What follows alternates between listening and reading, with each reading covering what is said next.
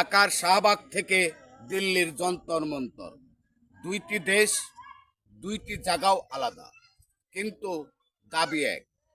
সেই 2024 সালে বাংলাদেশে ছাত্র যুবরা যে দাবিতে সংগঠিত হয়েছিল, আন্দোলন গড়ে তুলেছিল, ভারতেও সেই একই কায়দায় ছাত্র যুবরা আন্দোলন গড়ে তুলেছে। বাংলাদেশে যেভাবে এই তরুণদেরকে লাঠিপিটা করে, টিয়ার শেল এবং গুলি করে আন্দোলন বন্ধ করার চেষ্টা চালিয়েছিল শেখ হাসিনা সরকার, ঠিক একই কায়দায় দিল্লিতেও মোদী সরকার ছাত্রদেরকে লাঠিপিটা, টিয়ার শেল। বাংলাদেশে ছাত্রদের আন্দোলনের সাথে সমস্ত শ্রেণী পেশার মানুষ একাকার হয়ে গিয়েছিল এবং তারা বন্দুকের নলের সামনে দাঁড়িয়ে জীবন দিতে দ্বিধাবোধ করেনি।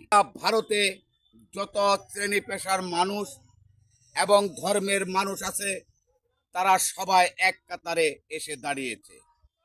আজ সেখানেও যে নির্মম নির্যাতন প্রতিনিয়ত চালানো হচ্ছে, ছাত্ররা লাঠির সামনে, বন্দুকের সামনে বুক উঁচু করে দাঁড়াচ্ছে।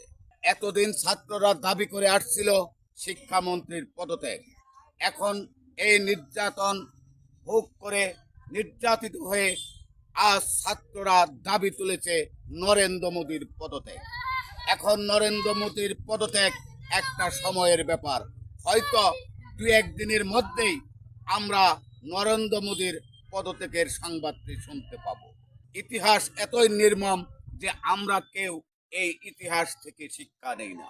নেপাল থেকে শ্রীলঙ্কা, শ্রীলঙ্কার পর বাংলাদেশ, আন্দোলনের এক বিচিত্র রূপ দেখলাম দিল্লির রাজপথে। ছাত্রদেরকে পিটাইতে পিটাইতে পুলিশ যখন অক্লান্ত হয়ে রাস্তায় পড়ে যাচ্ছে, ছাত্ররা দৌড়ে গিয়ে সেই পুলিশকে বাতাস করছে।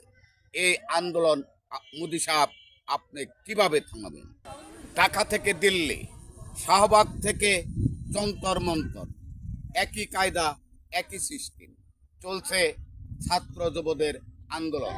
ছাত্র যুবদের ডাকে সারা ভারতের সমস্ত শ্রেণী পেশার, সমস্ত ধর্মের মানুষ তারা এক জায়গায় একত্রিত হয়েছে নরেন্দ্র মোদীর পদত্যাগ বিরোধী ছাত্র যুবদের আন্দোলনের একটা ভিডিও দেখে আমার মনে পড়ে গেল সেই বিদ্রোহী কবি কাজী নজরুল ইসলামের একটি বাণী, একটি বৃত্তে দুইটি কুসুম, হিন্দু মুসলমান, মুসলমান তার নয়নমণি, হিন্দু তাহার প্রাণ।